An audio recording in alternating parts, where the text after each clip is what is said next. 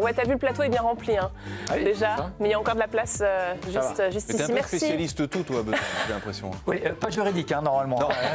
C'est pas ma spécialité, donc.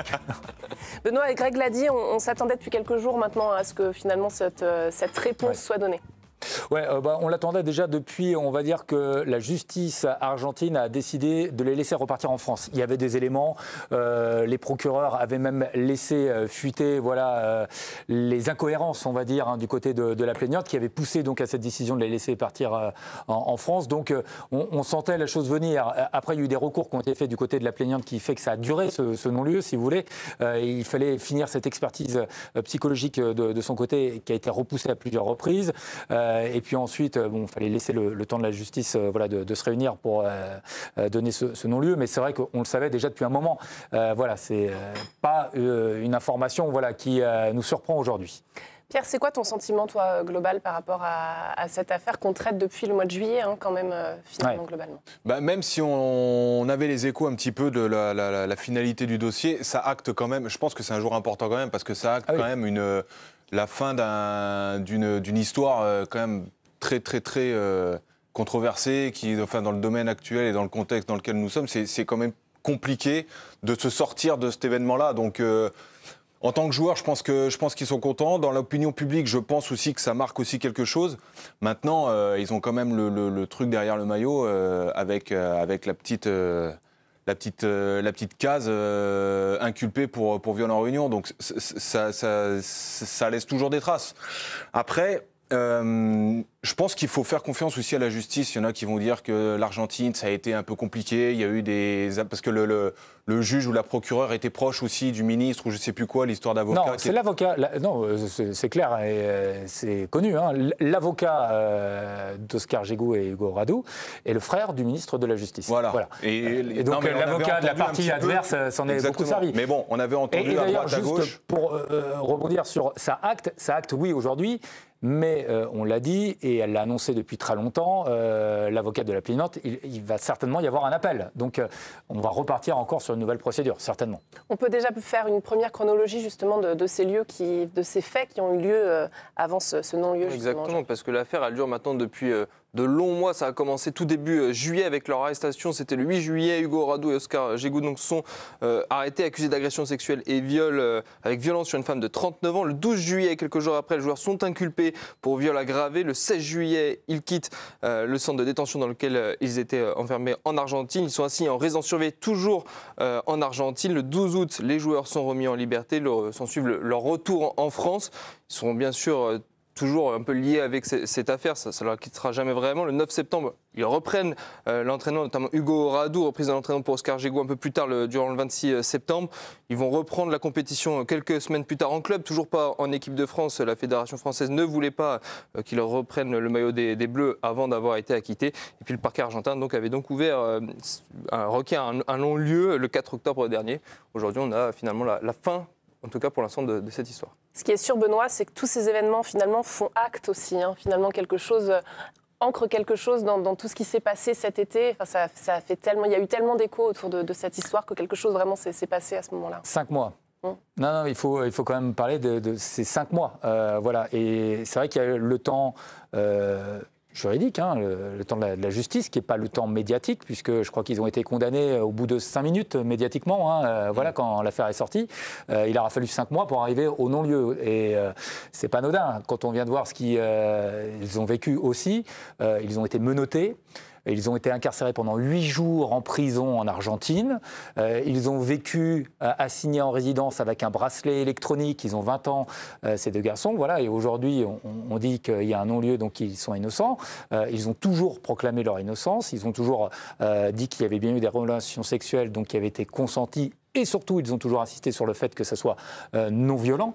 Voilà, donc c'est important aussi d'entendre leur voix et de rappeler aussi ce qu'eux, ils viennent de vivre. Parce que c'est quelque chose quand même qui est très marquant pour eux, pour leur famille, parce que je sais que les familles ont aussi été très marquées par notamment le traitement médiatique, par ce qu'ils ont vécu, tout simplement, sur place, parce qu'aller voir son fils en prison en Argentine, c'est pas simple. Si on se tourne un peu maintenant vers la solution sportive, on va en reparler par les déclarations notamment des instances, mais est-ce que maintenant, on les resélectionne tout de suite ? avec le 15 de France? Il y a eu déjà une annonce qui avait été claire. Le temps qu'ils ne sont pas complètement innocentés, ils ne remettront pas le maillot de l'équipe de France. Les clubs déjà ont décidé de les soutenir en pouvant s'en servir de nouveau. Donc je pense qu'eux, dans leur carrière de jeunes joueurs, comme l'a dit Benoît, après toutes ces péripéties graves qu'ils ont vécues, c'était bien pour eux déjà de pouvoir repenser rugby et jouer au rugby. Après, l'équipe de France, la position est claire depuis le début. Si ce sont des joueurs qui sont innocentés, ils seront de nouveau sélectionnables. Donc à partir du moment où la décision a été rendue, je ne vois pas pourquoi ils ne seraient pas sélectionnés, si ce n'est de par l'opinion publique. Maintenant, comme l'a dit Benoît, il y a quand même de grandes chances qu'il y ait un appel, donc le procès n'est pas encore officiellement terminé, donc il va falloir attendre encore un peu. La Fédération française a réagi via un communiqué, la Fédération française de rugby. Je vais vous lire un petit extrait justement sur cet aspect d'être sélectionnable. La Fédération française de rugby accueille cette décision avec soulagement et satisfaction. Par sa décision, la justice argentine réhabilite les 2 joueurs. Aussi, si leurs performances sportives le permettent, ils seront potentiellement sélectionnables pour rejouer en équipe de France. Benoît, ça t'inspire quoi ça? Ils sont potentiellement sélectionnables pour rejouer avec l'équipe de France. C'est ce qui avait été annoncé avant par la Fédé. Aujourd'hui, ils sont potentiellement sélectionnables. Attention, on parle de 2 jeunes joueurs qui ne sont pas des cadres de l'équipe de France. C'est-à-dire pour le tournoi de destination, là où il y aura tout le monde, sportivement, Fabien Galtier ne les appellera pas. Là où ils peuvent être appelés, ça sera pour la tournée au mois de juin. Par exemple, cet été, encore une fois, une tournée où il n'y aura pas les cadres, l'équipe premium. Donc voilà, éventuellement pour la tournée en Nouvelle-Zélande. Là aussi, il faudra voir aussi si sportivement ils sont sélectionnables. Voilà. Non mais depuis le début, en fait, la Fédé, elle est claire. Elle est très claire sur le dossier et il n'y a pas plus limpide quand tu es très clair comme ça. Il n'y a pas de sujet, en fait. À partir du moment où ils sont bons sportivement, maintenant qu'il y a eu un non-lieu, même s'il y a des appels, parce que si tu les appelles pas alors qu'ils sont bons et que en fait, l'appel dure encore 2 ans et demi, à un moment donné, c'est pas logique et il n'y a pas de bon sens. Là, c'est très clair. Moi, j'ai beaucoup aimé ce qu'ils ont fait depuis le début. Là, s'il y a toujours le non-lieu qui n'est pas nommé, ça veut dire qu'en fait, ils ne sont pas sélectionnables. Une fois que le non-lieu sera délibéré, et ben là, ils seront sélectionnables. C'est très clair, moi j'aime beaucoup. Il y a quand même cette phrase qui est importante, c'est, comme tu le dis, c'est le fait que la fédération s'appuie sur le niveau sportif. C'est-à-dire que la fédération est en train clairement d'exposer qu'ils ne sont pas là pour faire de la communication ou de la politique, à les reprendre en équipe de France simplement pour dire, voilà, on est passé à autre chose, l'affaire est terminée, on les resélectionne, ce sont de nouveau des joueurs de l'équipe de France. Non, il y a cet élément sportif, comme l'a dit Benoît, aujourd'hui ils ne font pas partie des meilleurs joueurs ou en tout cas de l'élite française en ce moment. Ils auront peut-être des opportunités dans le passé dans des matchs plus abordables avec une équipe qui sera bien remaniée. Mais voilà, il y a ce critère sportif qui est essentiel pour moi et je trouve ça bien que la FFR ne fasse pas de communication et de politique dans cette affaire. Mathieu, je te vois écouter tout le monde très attentivement. Ouais, non, c'est clair, c'est toujours des sujets un peu délicats. Je pense que dans cette affaire, c'est bien que on va dire, la technologie a quand même joué beaucoup parce que maintenant, on a les messages vocaux quand même qui ont joué et qui ont quand même pesé. Avant, on est toujours sur la parole. Là, on a vu quand même que les messages qu'avait envoyé la... On peut rappeler, peut-être préciser un peu plus, Oui, la retranscription, en tout cas, qui avait été faite. Non, il y a eu des messages vocaux qui ont été saisis par la justice, en effet, via les téléphones, voilà, sur lesquels la justice s'est appuyée pour dire qu'en effet, au moment de sa sortie et au moment où elle a écrit certains messages aussi, voilà, donc c'était en contradiction par rapport aux déclarations qu'elle avait, notamment sur le fait qu'elle est pénétrée dans cette chambre sous la contrainte. Voilà, juste avant, elle a envoyé un message à une des amies qui l'avait amenée cette soirée pour la remercier. Elle a également, à la sortie, voilà. Alors, on rentre évidemment dans du détail, mais c'est important. Il y a aussi, tu parlais des nouvelles technologies, la vidéosurveillance qui a beaucoup agi, voilà, sur ce dossier et qui a été très utilisée, que ce soit dans la boîte de nuit ou dans l'hôtel, puisque à la vidéosurveillance, on voit nettement que la jeune femme attend devant la chambre que Hugo Radou, qui avait perdu sa carte d'hôtel, parte à l'accueil chercher sa carte d'hôtel, une nouvelle carte, pour pouvoir entrer dans la chambre. Donc elle avait, là, à ce moment-là, l'occasion de pouvoir partir, comme lui a dit la justice. Elle ne l'a pas fait, elle a préféré attendre que Hugo vienne pour pouvoir entrer dans la chambre. Ce qui était en contradiction, puisqu'elle avait, elle, au départ, dit qu'elle avait été mise dans cette chambre sous la contrainte. Et ensuite, elle a développé que non, c'est une fois qu'elle avait été dans la chambre qu'il y a eu contrainte. Voilà. Bref. Et le lendemain aussi, quand elle a fait quand même les messages vocaux, en décrivant la nuit d'une façon plutôt bien que négative, alors que personne qui aurait été vraiment traumatisée n'aurait peut-être pas fait ça.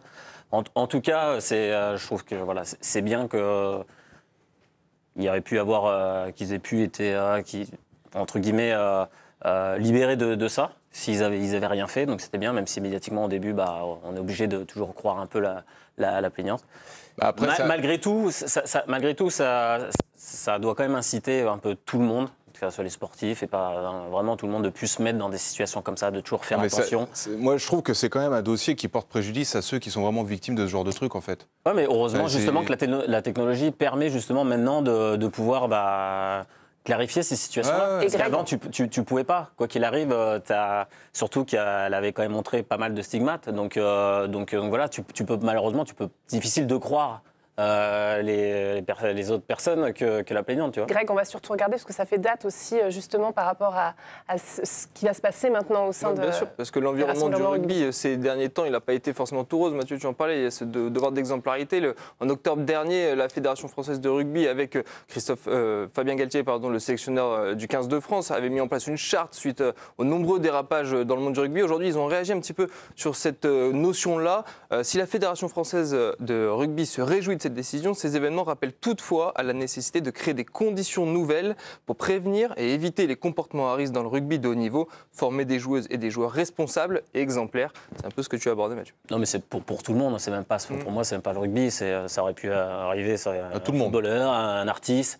Là, maintenant, il faut faire attention. Tu peux pas faire ce que tu veux, même si il dit que ça n'a pas été violent. Malgré tout, je pense qu'ils ont dû avoir un rapport violent. Alors, ça devait être consenti, mais je pense qu'il faut faire attention dans le cadre dans lequel on est, encore plus quand on représente un club, une institution ou autre chose. Donc, ça doit faire évoluer malgré tout les mentalités dans la société. Quand tu vois ce communiqué, Benoît, toi, tu en penses quoi justement par rapport à tout ce qui... Je sais que tu suis de très très près le rugby, justement. Non, après, ils ont mis en place une charte. Alors, on a beaucoup rigolé, notamment sur la charte où ils ont interdiction d'alcool, notamment dans le vestiaire et sur les lieux communs, mais notamment dans la charte, il y a le fait qu'il est maintenant strictement impossible d'amener quelqu'un qui soit extérieur, donc au staff ou aux joueurs, dans sa chambre d'hôtel. On a le droit de voir quelqu'un dans les parties communes, mais plus dans les parties personnelles, par exemple. Ça sera terminé. C'est interdit par la Fédération française de rugby. Ce qui est un peu ridicule, encore une fois, c'est pas parce que ça s'applique là, ça doit s'appliquer partout, quoi. Ça peut arriver une semaine après, chez toi, dans un autre contexte. Ça doit juste la mentalité qui doit changer. C'est pas le fait de ramener quelqu'un là parce qu'on est... Il y a encore beaucoup de boulot là. Alors, oui, mais c'est pour ça que je dis, qu'importe au moment où tu es, c'est vraiment la mentalité qui doit changer, parce que c'est pas parce que tu es en position d'être avec de ton club ou autre chose, c'est vraiment tout le temps. Là, ce qui est intéressant, c'est qu'en effet, on parle de la mentalité, mais il y a un travail de fond qui va être fait par la Fédération française de rugby, qui avait déjà été initié avant cette affaire-là, puisque cette affaire, au final, il y a un non-lieu, mais elle a mis en lumière, alors évidemment, la lutte des violences faites contre les femmes. Ça, évidemment, c'est quelque chose de très important. Bon, là, il y a non-lieu, en effet, il n'y a pas histoire. Mais, parce qu'il ne faut pas oublier que cette nuit-là, c'était aussi la nuit des déclarations racistes de Melvin Jaminet sur les réseaux sociaux. Et donc, ça a mis en lumière aussi les dérives des troisièmes mi-temps. Et là, en revanche, il y a une prise de conscience, on va dire, du monde de rugby et de la Fédération française, qu'il va falloir faire de l'éducation auprès des joueurs, pour essayer, en effet, de faire entrer dans les mentalités qu'il y a des choses qui sont plus possibles dans les comportements des joueurs, notamment en troisième mi-temps. C'est notamment la suite logique de ce qui se fait depuis plusieurs années en termes de communication, où on sait que les joueurs et les sportifs professionnels ont des cours de médias, ont des médias managers pour soigner la communication. Mais maintenant, avec des cas comme ça, on se rend compte que les sportifs sont normalement présentés par les clubs, par les équipes nationales comme des personnes parfaites, en tout cas. C'est comme ça qu'ils aimeraient les présenter. Mais dans ce cas-là, il va falloir également, au-delà de la communication, faire de la sensibilisation par rapport à tout, par rapport aux discriminations, par rapport aux violences faites aux femmes. Et il va falloir continuer au sein des clubs, au sein des centres de formation en France, peu importe le sport, à sensibiliser les sportifs professionnels en tant qu'hommes, en tant que femmes, mais en tant qu'êtres humains qui respectent absolument tout le monde. Et je pense qu'au-delà de la communication, ce qu'on a fait pendant des années, il va falloir viser un petit peu plus haut maintenant. Et c'est ce que je retiens de cette affaire. Ce qui est triste, c'est qu'à la base, c'est quand même quelque chose... là, on parle d'éducation. C'est normal, de logique. C'est même pas quelqu'un qui doit venir faire une intervention, te sensibiliser. Normalement, c'est juste quelque chose d'éducation. C'est le rôle des parents. C'est comment savoir... comment traiter une femme, comment évoluer en société, ne pas être violente, pas être raciste, machin.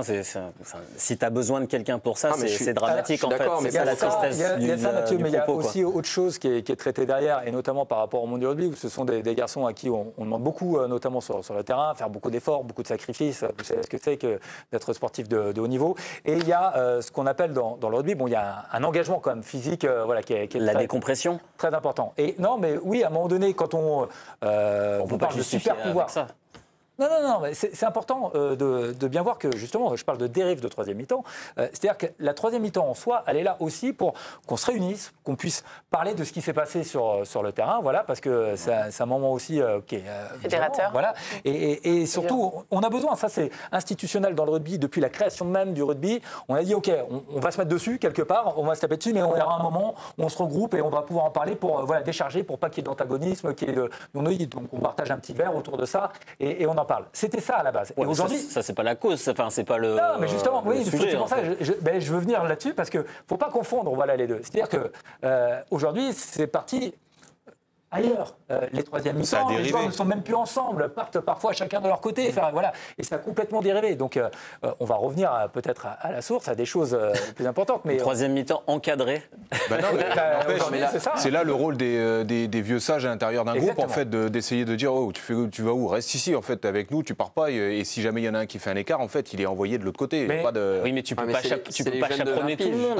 Même si à la limite tu pars aller Mathieu, c'est pas chaperonner. À 3h du mat, on va pas se tenir la main et rentrer. C'est pas chaperonner. Ce que je t'explique, c'est qu'il y en a un qui fait un écart, il se met l'écart tout seul. C'est-à-dire qu'à partir de ce moment-là, tu prends une décision. Il n'y a pas de chaperonner, tu fais ça, tu l'éduques, tu prends le temps, 1 an et demi, c'est pas ça. Ce que je te dis, c'est que tu fais un cadre. Même si tu fais la troisième mi-temps, que tu es avec tes adversaires ou avec tes collègues et tu rediscutes du match, moi tout le monde l'a fait plein de fois dans les groupes, ça existe et c'est important. Maintenant, s'il y en a un qui dérive et qu'en fait tu t'aperçois qu'un mec n'est pas là, eh ben lui, il a la sanction derrière, en fait. C'est ça, en fait, qu'il faut remettre en place. Alors, s'il fait rien de mal, c'est pas grave. S'il fait rien de mal, c'est la même chose. Oui, mais on parle quand même de jeunes. Là, t'es dur, par exemple. Il y a un comportement à avoir, et là, je suis d'accord avec toi. Peut-être quand ils vont se déplacer avec l'équipe de France pour ne pas entacher le maillot de l'équipe de France si jamais il y a des affaires extrasportives. Mais il ne faut pas oublier qu'on parle quand même de jeunes qui ont une vingtaine d'années, qui ont envie de sortir. Et s'ils se retrouvent dans des situations comme celle-ci lors des rassemblements en équipe de France, ils peuvent l'être également dans n'importe quel week-end de l'année. Et finalement, la situation sera absolument la même. On ne peut pas les empêcher de sortir. Je ne suis pas en train de défendre, moi, absolument ce qui s'est passé par rapport aux diverses affaires. Mais il va falloir quand même essayer de trouver la solution vis-à-vis de ça. Benoît, tu voulais conclure Oui, juste pour conclure, parce que c'est aussi la crise de croissance de rugby, ces histoires de troisième mi-temps, de dérive, qui est un sport jeune professionnellement parlant par rapport au foot. Et il y a une sociologue qui l'avait très bien dit, où avant, quand ça restait dans le côté amateur, et notamment dans le côté des clubs, là on va revenir sur le côté des clubs, mais il y avait ce cadre-là, avec les anciens aussi, qui avaient une voix qui portait un peu plus. Aujourd'hui, avec les changements de clubs un peu permanents, et tout ça a été diffus par le professionnalisme. Et donc, il y a des choses à retrouver, on va dire, au sein du rugby, parce que la croissance a été brutale. Ça fait juste 30 ans que le rugby est professionnel. Merci beaucoup, Benoît, d'être venu avec nous. C'était important aussi de poser les faits, bien sûr, avec ce non-lieu qui a été rendu dans cette affaire.